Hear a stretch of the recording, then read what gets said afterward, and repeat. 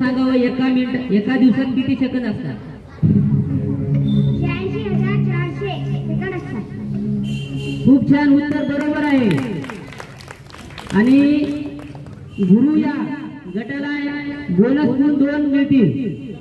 बघा एका दिवसामध्ये 86,400 सेकंद असतात. त्यानंतर मग पुढचा प्रश्न असा आहे जो गुरु गटालाच आहे. मानवी शरीरात किती हाडे असतात?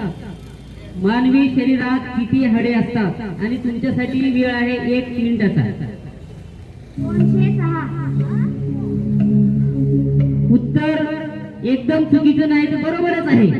मानवी शरीरामध्ये 206 हाडे असतात.